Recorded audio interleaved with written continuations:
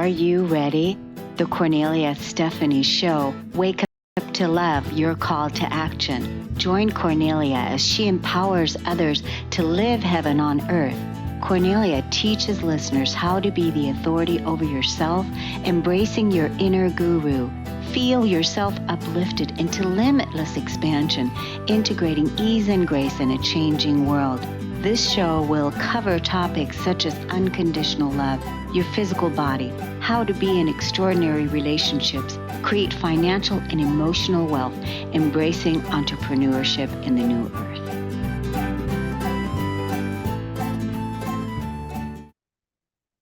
Hello, everyone. Welcome to the Kornelia Stephanie Show. It's Friday, and we have our Stories of Hope series today. My first guest is Tanya Painter. She's a naturopathic doctor who left the world of traditional medical care to create an online business and coaching program for women struggling with chronic migraines. She graduated from the University of Washington with a Bachelor of Science in cellular and molecular biology and a minor in inorganic chemistry. She went to medical school at Bastyr University and received her doctorate in naturopathic medicine in 2012. After graduation, she entered into private practice from 2012 to 2021. Now she runs an online program to help women struggling with chronic migraine who are finding that conventional treatment approaches are not working well and who are looking to find a way to heal their body, not just control their symptoms. She's also the Christian clinician, and she loves to talk about the importance of developing a relationship with God as part of the healing journey and the research that we have about it. So she is somewhat of a neurotheology geek, the study of how religion impacts our neurological and biological function. And she's passionate about talking how to support and focus on our spiritual health and how that has an incredible impact on our physical and emotional health as well. Welcome to the show today, Tanya Painter. Oh, thank you so much, Kornelia. It's wonderful to be here. Yeah, and we just found out that you and I are close to each other. You're in Spokane and I'm over here past Seattle. So it's wonderful. We're neighbors. We're neighbors. That's so good. So, the fact that you developed this online program and you became a naturopath, what prompted you to start that and do that? Well, I've wanted to be a doctor since I was in the fourth grade when I first learned about how the body worked, and it was just amazing. And so when I grew up and I learned that there was a way of treating the body in a more natural and holistic manner so that we're not just systems, we are a whole person and they all interconnect. So it didn't make sense to me to have only the brain or only the gut or only the immune system, since we're a whole being. And then I found out about naturopathic medicine, and the rest is history.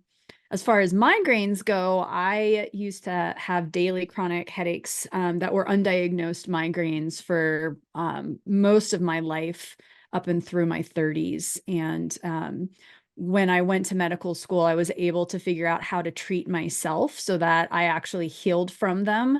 And now my last migraine was probably 9 years ago, knock on wood.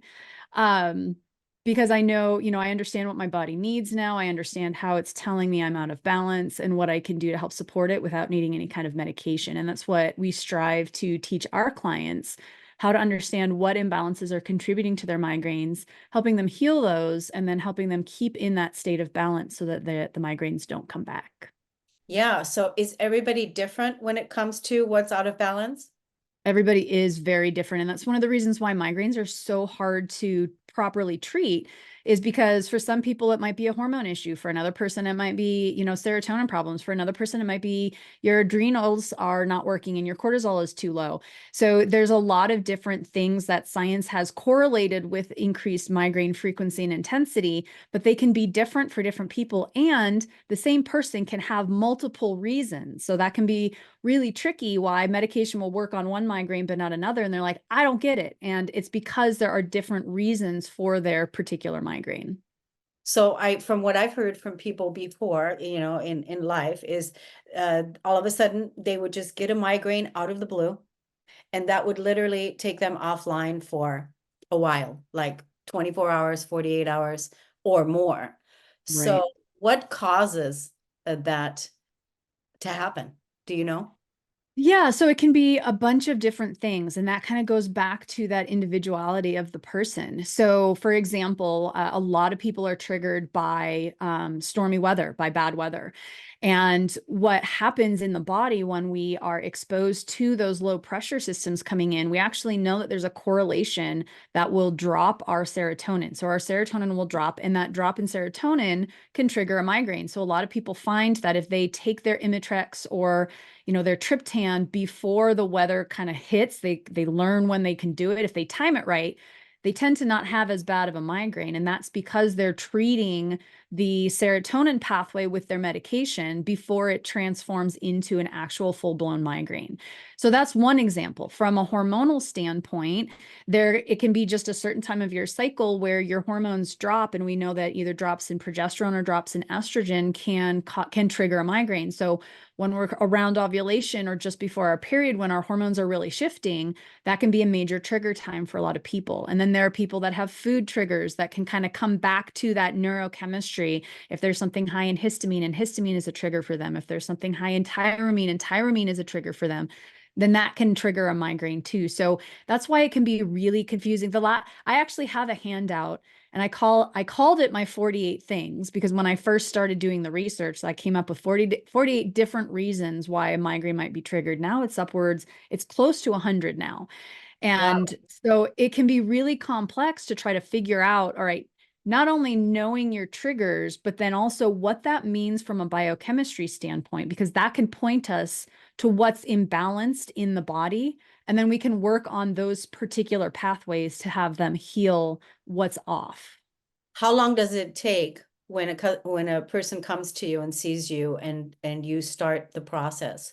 So how, I heard you say that you're doing your work online, and so this is something that people can, connect with you online. How does it work? For the people that are listening to this and they want to, get in touch with you, how does it work? They contact you, and then what? Sure. So if they decide that they want to enroll, and in the program approach sounds like something that will work for them, initially what we want to do is we want to make sure that if you're going to join, it's going to work for you. So we always like to screen people before we invite them in. They And get then if they're a good fit, then we want to work on the way that our program is laid out is we want to work on all of the things that research has shown is correlated with the majority of people with chronic migraine. So things that we know about are antioxidants are very, very low in people with chronic migraine. So we need to work on that. We know that there's a link between mitochondria function and chronic migraine. So we need to be addressing the mitochondria. We know that there are electrolyte imbalances that happen in pretty much all of the chronic migraineurs. So we want to identify all of those things that almost everybody is affected by. And then we work through those and we kind of see where we're at. And that usually takes, a couple of weeks to a couple of months, depending on the person and how sensitive they are to things. And then we'll see, all right, now, our intensity went way down, our frequency is going down. What are we left with? And that's where we start to get more specific to the individual and say, all right, well, we've noticed now that we're having a cyclical component here. So there's likely a hormone piece. We notice that I've got, some issues with gut stuff. So, all right, we need to work on the gut healing. This other person over here, their testing has revealed that there's some neurotransmitter imbalances. So that's where we start to get much more targeted in kind of the second half of our program. So our program is 6 months long, just to give them enough time to work through everything. But in some cases, we start seeing results within a couple of weeks. And in other cases, it can take the full 6 months. It just depends on the person, how sensitive they are to things, and how many issues they have that they have to address. So basically, a person that has suffered with migraines for a long time and whatever, coming to you will offer them the opportunity to once and for all work on healing the migraines all the way, is Yep. what I hear you saying, right? Yep. Yep. Yeah. And so then that becomes then the choice, and that becomes then the work ahead to really look at what it is, and then getting to the root cause of what it is, like you said. One It, thing, Cornelia, if I might, yeah, I don't like to use the word healing when it comes to migraines because we're able to control them. But if our body becomes out of balance again, the migraines come back. So I don't know that it's a full healing in the okay. traditional sense. Yeah. But I just like to clarify that. No, I appreciate that. I'm glad that you did. So basically, the number one thing is learning how to keep your body in balance through Yes. your program as well. So Yes. in learning, and that will then keep everything, keep the migraines away. Basically, the migraine is not going to want to come if it can't. It's not going to want to come if it comes to a balanced environment. Right. Yeah. So let's tell the audience how they can look you up, how they can find out your information, and where are you on social media? Sure. So you can find me at our website at psalmmedical.com. That's PSALM medical. And we're also on Facebook at psalmmedical.com. And YouTube is Migraine Mastery, a migraine free life. Yeah, that's so great. Well, I'm so glad that you came on. And I know that we talked about it in the green room that you're going to come back and we're going to talk about the next second offering that you're doing. And we'll talk about that in how to have a really good, healthy relationship. You called it with religion and all of that, but on a spiritual level is how to live a healed relationship with religion. Oh, leave the cat. Oh, okay. I didn't want her to come in Yeah, and no, leave. disrupt.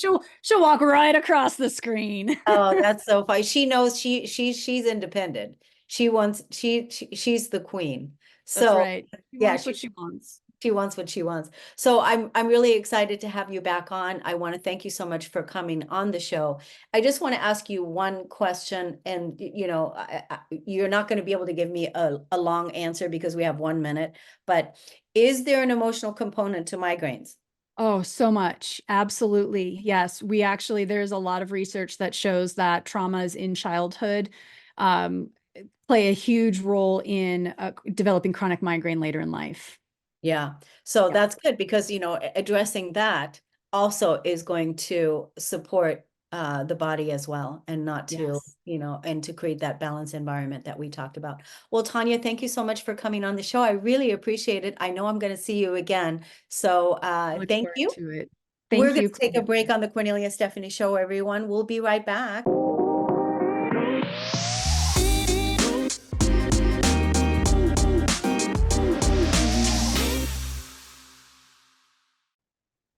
Welcome back to the Kornelia Stephanie Show, everyone. I'm so excited to bring back Lani Almanza. She was here before last year, before she wrote and published her book.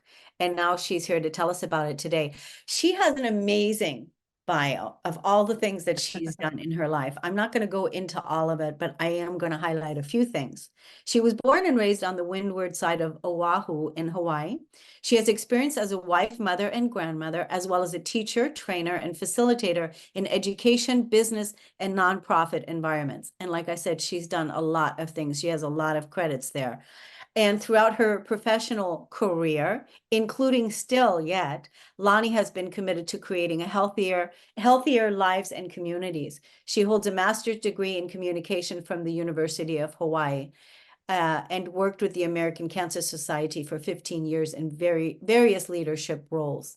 So I want to point out one more thing about what she's recently done is she has a blog. She can tell us about that, but she also facilitates wellness retreats and provides wellness workshops to community groups.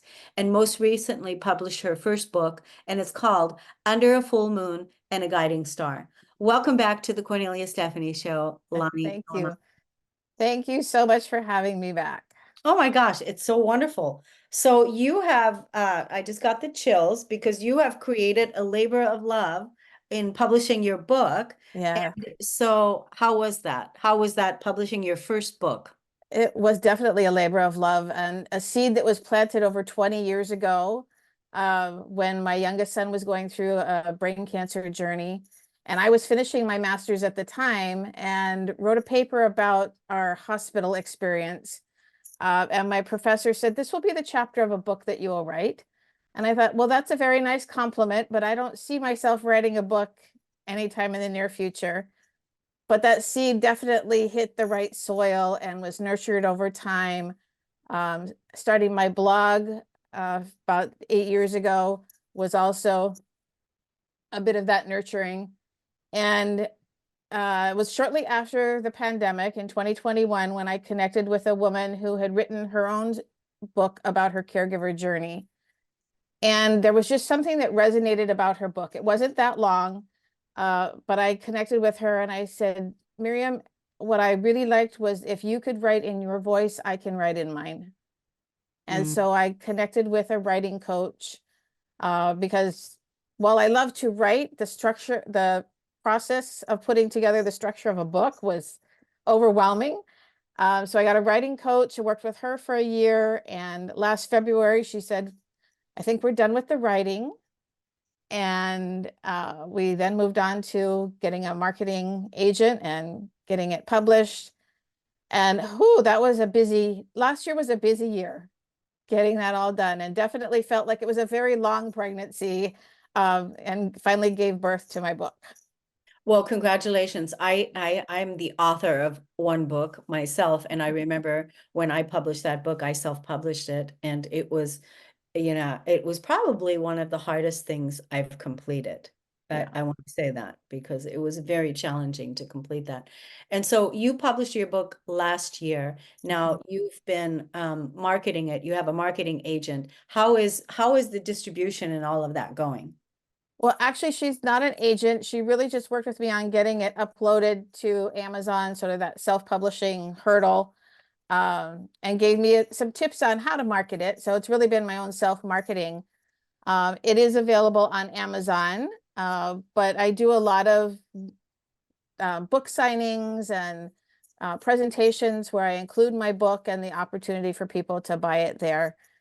I always love being able to hand someone a book in person where I can write a personal message, but definitely appreciate the online sales that keep coming in.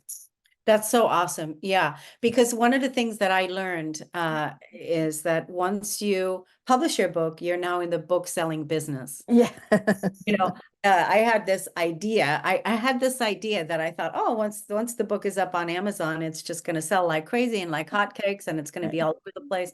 Well, that wasn't the case. You have to constantly promote that labor of love and market that labor of love and tell people about your book. It's good that you're doing book signings. It's good that you're doing all of that and getting your book out there. Now, tell us a little bit about the book. Show us the cover. Tell us. Okay, so here it is.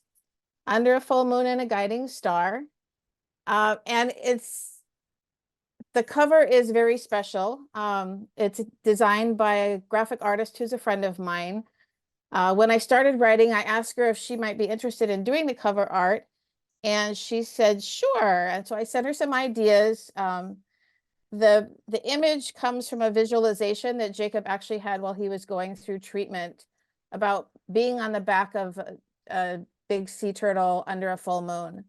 So I sent her some images, and it was the day before my writing coach said we were finished writing that she sent me the final product, and it was just perfect. It was just a perfect match.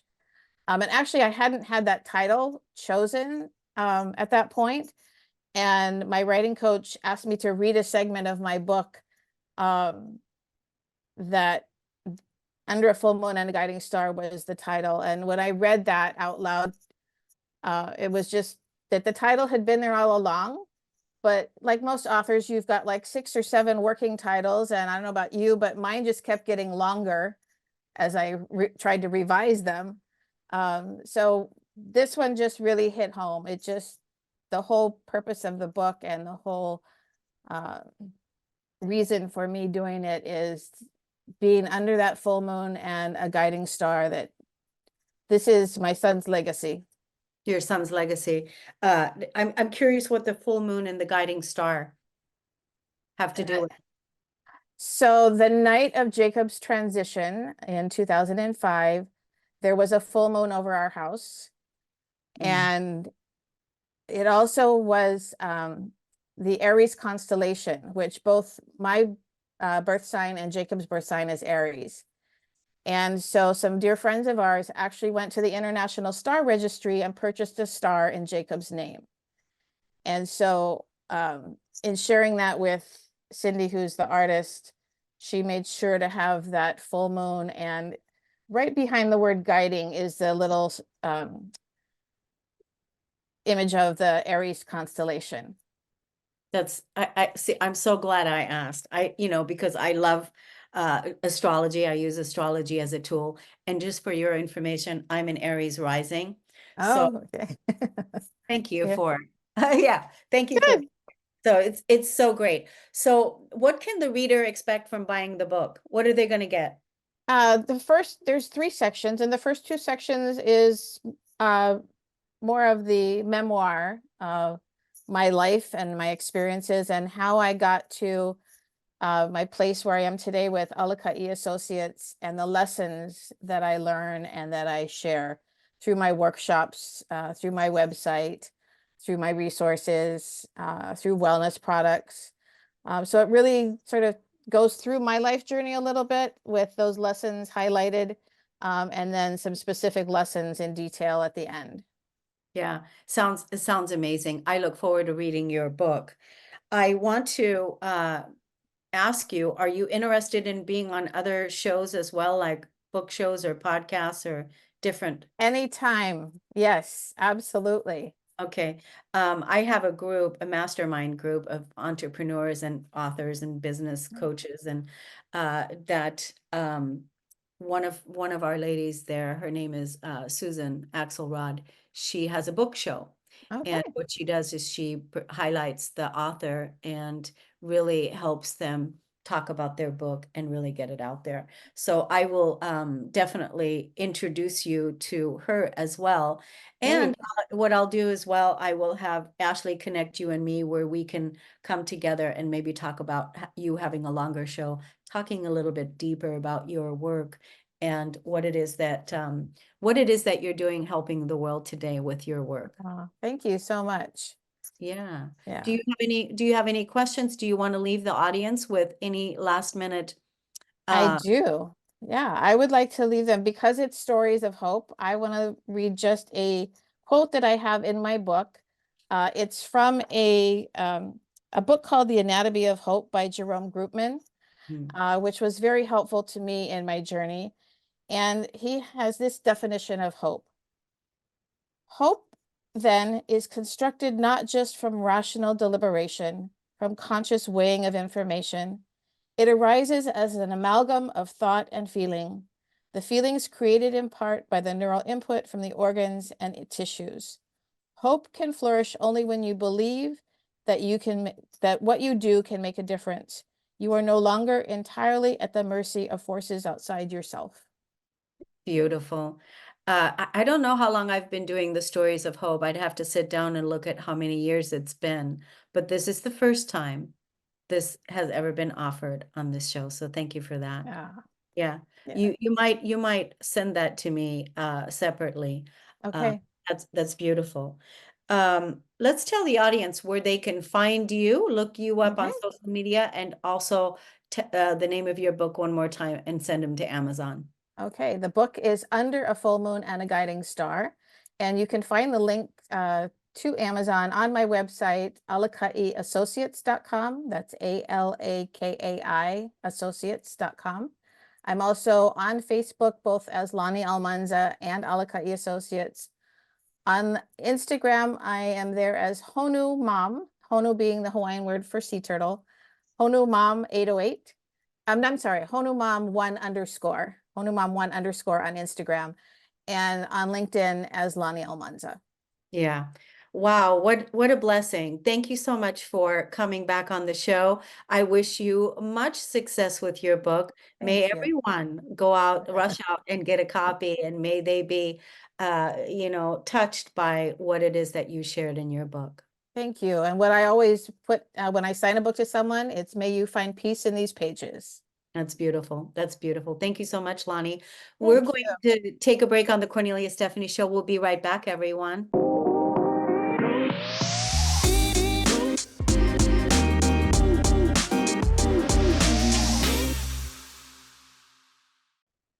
Welcome back, everyone. I'm so excited to introduce you to our next guest, Jill Wright. She is on Instagram, and her handle is Grow Like a Mother. And she also has a podcast. We're going to talk about that here in a little bit. But first, she says, do you know any moms who run their own business or have a side hustle? They can seem like super moms, but privately they struggle with overwhelm and burnout. And this can lead to costly mistakes in their businesses and stress in their close relationships. They're considering giving up on their dream because they feel like there just aren't enough hours in a day to run a business and a family. Well, the truth is, a successful supermom needs a super system to keep it all together. And that's what Jill is going to help us with today. And that's what she helps her clients create. She's a time management strategist who knows how to create systems for supermoms that support them in their business and in their family. Basically, what I'm picking up here is that you don't have to give up on your dream just because you are a mom and you have a family. Jill helps her clients take ownership of their time and make it all work so that they don't have to work so hard. Her supermom clients end up with not only a better running business, but also time for family, self-care, and even rest. Jill is an author, speaker, and host of the Grow Like a Mother podcast, and you can find her on Instagram or Facebook, Grow Like a Mother. Her book, Happy, Healthy, Wealthy, and Wise, is available anywhere books are sold. Tune into the Grow Like a Mother podcast for weekly doses of wisdom and inspiration. Jill, welcome to the show. Thank you so much. I'm so happy to be here with you. Wow. So you found yourself as a mother, because is this what happened? You found yourself as a mother and you had a dream? Indeed, as I think lots of us do, but we don't know how to manage that. We get lost in the role of mom and we kind of forget who we are outside of that, I think. Yeah. And so then you developed your own system. Yeah. I stepped into personal development right as the pandemic happened. There was a whole lot of things that happened all at once that were outside of my control, and I realized that I needed to take control of my mindset, and if I was going to be able to sort of weather the storm. So I did a lot of work in the personal development world and realized it wasn't specifically tailored to working moms. It was really hard to implement some of these techniques that they were talking about. And so I got really good at tweaking them so that I could make it work as a working mom in my season of life. And that's what I share about now. Yeah. And Yeah. so what is that, determination there? Because really being with your children and doing all the things that you're doing, but there was another determination, another passion that you just felt so passionate about, right? That, Mhm. that's what was motivating you to act on, not Yeah. giving up on that. Yeah. And it was essentially the fact that no one in my friend group of young moms was talking about how hard things were. And so it was sort of the inspiration for me to bring this to light. And as I was learning and growing, I was sharing. And that's where the podcast started, is really a platform to be able to just show other moms how I was transforming the information I was learning and putting it into my real world and seeing the results from that. And it grew. And now I coach working women and business owners, specifically moms, on how they can manage their time to create space for their dreams. Because I always say the goal is not the time management. The time management is the tool that you use to get to your goal. And each one of us has such unique situations, circumstances, and personality that we need to curate a personalized time management strategy, because it's not a one size fits all. Yeah, I love the personal development piece. Like I said to you before we came on the show, it's wonderful that the work that you're doing for yourself and for your family, because you're being a healthy role model, a positive role model for your children. And, as an entrepreneur, as a businesswoman, how old are your children? 4 and 6. 4 and 6. Wow. It's busy. It's busy. Yeah. So you have a limited amount of time, Mhm. right? Where you get things done and you use your time management tool to get those things done. Exactly. Exactly. And I know that we had been talking a little bit about burnout as well. And you had mentioned that in the introduction. And I like to think about burnout in a bit of a different way. And sometimes this can spark a little bit of like, oh, recognition. When I put it this way for people, is that burnout happens for us when we are not in an equal exchange of energy. And that's often the case with moms. We are giving a lot more than we're getting in the relationship of mother-child. We don't get back any sort of like of supportive, like we are giving the support. We're not actually getting the support. And so we can find ourselves in the situation often of burnout when we're not getting the equal energy back. And that's why it's so important for us to create the time for that separately, because we need to build that into our lives in a way that we can manage. If that makes sense. Yeah. So it's important to know what it is. It's an important that one of the tools or one of the questions to ask yourself is what is it that you need, Mm-hmm. right? Absolutely. That's a big one. Most people wouldn't even know how to answer that question when you ask them what do they need, right? No. Yeah. So I think that's really great. So now that you're doing this work and you've developed your own business throughout all of this, because you said it happened during the pandemic, and what is the dream? What is the vision? Or what are some of the results that you've seen people experience, the women you work with experience? Well, it's so fun to see the transformation once they realize that they're the magic, right? As a coach, I'm never the one to do the actions for them. I'm the one giving them tools and ideas and support and sometimes tough love and accountability. And to see that realization when the light switch goes on, so to speak, of, oh, I'm in the driver's seat here. And now when I'm having the confidence to do these new routines and habits, I start to see the results. And then once my clients start to see that first glimmer of result, it snowballs from there. And it's so beautiful to see them. Some clients are able to spend, more time at the stables when they have horses, and that's their sort of love and passion and self-care for them. And they've created this space to be able to go and do that, where other clients of mine are able to pursue a health journey that's been something that they've been wanting to do, postpartum bodies and all of that. You don't have time, or we don't create time to be able to do that for ourselves unless it's really intentional. So I've seen some really beautiful transformations come from doing this work of really owning your time. Yeah, that's so good. I mean, this is good for any woman, whether you're a mom or not. Totally. It really is, because women are naturally do so much. They give so much, like you said earlier. What is it that you want the women to do now, the women that are listening to you? How can they best support themselves Mhm. by following you and taking those first action steps towards making a better life for themselves? Yes, great question. I always say the first place to start is getting quiet and creating space. And that really is like space in your mind, right? If you can find a few minutes throughout the day to be able to really listen to what your soul, your intuition is telling you, that's your starting point, right? And if we can get in the habit of creating those small moments and trusting ourselves, the path is going to reveal itself, right? And there are so many people out there teaching. I have a lot of great content that I give out. There's so many people. Find someone that is aligned with you, that you trust, and start to learn, and just get into it a little bit. Listen to a podcast or watch a YouTube video, pick up a book, and just dive in and see where it leads you. Now, you have a wonderful podcast. Let's tell the audience how they can find that podcast, easy to find. Yeah. And then what can they find when you're uploading your content? You said it Thanks. was weekly, right? Yes, it is. Thank you. The podcast is called Grow Like a Mother. We're in our third season, and it's on Apple and Spotify. Anywhere you want to listen to a podcast, you're going to find it there.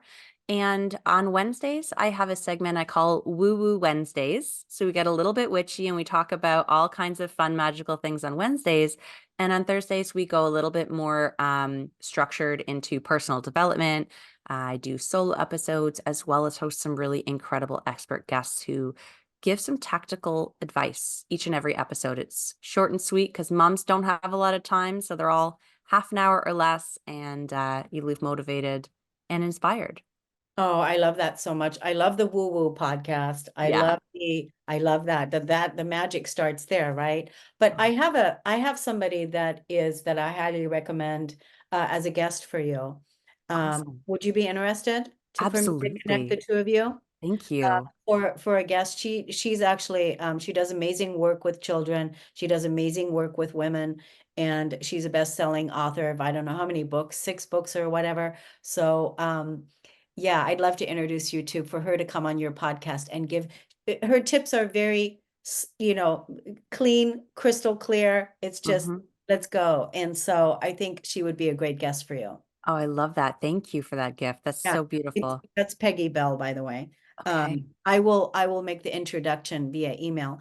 And I wish you so much success with everything that you're doing. I want to thank you so much for coming on the show. And let's tell the audience where they can find you on social media. Thank you. It's been my pleasure chatting with you. I'm on Facebook and Instagram at Grow Like a Mother. Excellent, excellent. Like I said to you, it's a wonderful role model, a wonderful example that you're giving to your children and wonderful gift you're giving to them. And also to all the women that you're supporting and helping otherwise as well. Thank you so much. My pleasure. Thank you. Yeah. We're going to take a break on the Kornelia Stephanie Show, everyone. We'll be right back.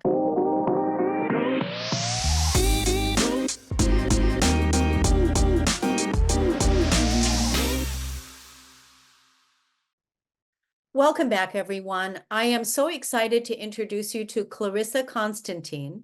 She's an only child who had a tough relationship with her mom. During college at the University of Hartford, she began what would turn into decades-long career as a test prep coach. She helped thousands of kids around the world navigate the college and grad school admission processes. Along the way, she joked that she sometimes finds herself playing the role of a therapist more than a tutor, helping kids manage the stresses of life. But no matter how many young adults she helped, she longed for a closer, more intimate relationship with her own mother. Unfortunately, that didn't come to pass before her mom passed in November of 2019. She's driven to help other families avoid the heartache, the lost years, and the regret she and most likely her mom too experienced. This includes working directly with families to find the resources they need, as well as coaching business owners who work with teens, tweens, and families. Welcome to the show today, Clarissa Constantine. Thank you, Cornelia, so much for having me. I'm so excited to be with you today. So I just want to say, you heard our last guest that was Mhm. talking about, we talked about it in the green room, how she is supporting mompreneurs to make time for themselves and strategize and be better with their time management. And then you said to me, what did you say to me? I said one of the things that struck me about what Jill shared is how moms so frequently give and give and give, and they in the mother-child relationship, it's appropriate that the mother gives more but doesn't feel like she gets quite as much back from the kids. And what I have observed, full disclosure, my husband and I actually have not taken the path of becoming parents, although we both work with teens and tweens. But what we've observed is that as the kids age up into that 10, 12, 15, and beyond range, there's a period in there where the parents feel like they're getting even less back from their kids. And what they are getting back isn't fun. It's significantly more challenging. You know, at least when the kids are little, you're getting the cuddles and the cute times and nap times and those types of things. When kids get to be 12 and 14 years old, you get a whole lot of attitude and a whole lot more challenge. And as much as it can feel isolating to be the parent of a little, we actually do culturally have more support for families of littles than we have for families of teens and tweens. And part of that, you know, when kids are little, we look at the families and we're like, we know that you don't know how to swaddle or how to breastfeed. We have latching challenges. You know, we have lactation consultants and sleep consultants, and it's socially acceptable finally to talk about postpartum and potty training and all of those challenges. But then fast forward 10 years or so, and as a culture, we seem to think parents have it figured all out. And I haven't met one yet that thinks that they do, but they think that everybody else does. And then you add on the kids are individuating. It's appropriate for them to pull away. And we feel this disconnect between parents and kids at the same time that they're individuating and they're making their own decisions.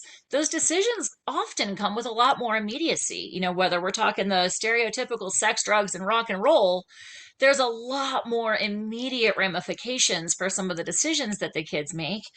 And there's a lot more shame that comes with a lot of that. As we find the kids moving into the middle school and high school years, we see bullying becoming even more of an issue.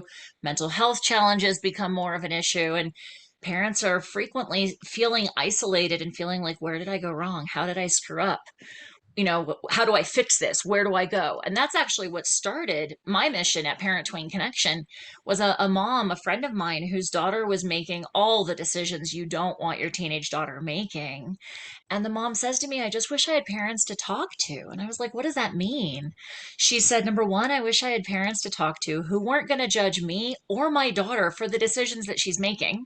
Mhm. But number two, I wish I had parents to talk to give me guidance about where to go. She says, you know, I've been to the principal, I've been to the I've been to the school, I've been to the pediatrician, I've been to my house of worship. Nobody can give me action steps. What do I do to help me help my kid? So that's, that gave me pause in thinking about my own relationship with my mother. And it was, I saw, holy dumpster fire. No wonder parents are afraid of the teenage years. How do we help them? That's good. That's so good. I totally just saw that how do we help them? That is the message, that is the question, that is the graphic, that is the title of the book, that is the whole thing, that is the Mhm. webinar, that is the how do we help them? Mhm. That's yeah. So wow, good for you. Lots of ideas were coming through. How do we help them? And of course, the parents, they want to be able to fix it. There's a disconnect going on big time. And on the children's side, those teens, tweens might also say, some of them might also say that their parents don't have time for them. Absolutely. And it's in a lot of ways, so many of the challenges that we face as humans as we raise the next generation, like they're human challenges. And at the same time, there are so many different things in today's generation that our generation didn't navigate. Social media, technology, things like that. I mean, how many times have you heard somebody in today's parenting generation saying, man, am I glad I grew up in a day and age without YouTube because all the stupid stuff that I did was not recorded. Totally. And so we're having those conversations. But, we're also having conversations around gender identity and sexuality that are very new conversations for a lot of folks. And if they don't know how to even start these conversations, how are they supposed to be supportive of kids? If you don't know what you don't know, how do you teach the next generation what you don't know? So that's a lot of what we try to do at Parent Tween Connection with with the podcast and with connecting folks is just opening doors of conversation and saying, look, here's the basics on this topic. And here's how to take this topic and go talk to your family about it. Here's how to start the conversation about mental health with your kiddos. I think a lot of parents are shocked to find out kids are already exploring sexuality at 8 and 10 years old. I mean, parents are horrified. They're like, but they're little kids. The fact of the matter is that they are having these conversations. They are hearing friends talk about mental health challenges. They're hearing all kinds of things from other places, just like we did as kids, but now add in the social influence, the social media, and parents and other adults in the proverbial village. If we're not having these conversations with our kids, we can't influence them. Yeah. Yeah. They're having the conversations. Us bringing it up isn't going to put new ideas in their brain. Us bringing it up is going to allow us to influence them in some fashion, not put ideas in their heads. Right. They already have the idea because it's already happening. Mhm. And we know that the patterns of the past have been, oh, let's not look at it. Let's not talk about it. Let's act like it's not there, but the whole time it's there and you're just 100%. avoiding, right? So that's the whole Mhm. piece. And so that's really good. What do you want the people to do? The people that are listening to this podcast, they're resonating with what you're saying. Where can they begin to start supporting themselves in what it is that you're offering? All right, well, shameless plug. Our website is parentweenconnection.com. It's PARENTWEEN connection.com. We support primarily families with kids between the ages of 10 and 20, but those are very perforated edges. These challenges don't like magically happen once your kids hit double digits, and they don't magically stop at 20 or 21. So that's where you can find all of the professionals who can help you. That's where you can find the link to our Facebook group, all of our social, our communities, and our podcast. Bottom line, there is help available. There is hope to be had. There is always more that we can learn about different ways we can engage. Take the step, learn the things so that you can then have the conversations and open those doors with your kids. I'm so glad you came on the show today because, like I said, I really feel that this was a divine appointment, and I'm going to be referring somebody to you. I'm going to be Thank talking you. to you again, and I think it's so great that the work that you're doing and helping this way. I think there's a great need for it because really, truly, when you think about it, the world isn't a mess. It is a mess, and we created that mess. And it's up to us now to help Mhm. fix it. Every little bit helps. And really, truly, world peace starts at home. If we don't have peace at home, how can we have peace anywhere else? That's it. That's it. Wow, Clarissa, I want to thank you so much for coming on and for sharing your wisdom and also your mission work with us. I really appreciate it. Thank you so much for the platform and for sharing so many amazing people who are doing fantastic things in our world. Absolutely. I want to thank everybody for listening and tuning into the Kornelia Stephanie Show, everyone. We'll see you again next Friday. Have an amazing weekend. Bye-bye. You've been listening to the Kornelia Stephanie Show, Wake Up to Love, your call to action. Tune in each week on Transformation Talk Radio. Kornelia's joy is to engage others in practical ways, showing us how to live in the new earth in harmony with our true nature. For more information on Kornelia and her extraordinary work, or to listen to past shows, go to her website at korneliastephanie.com.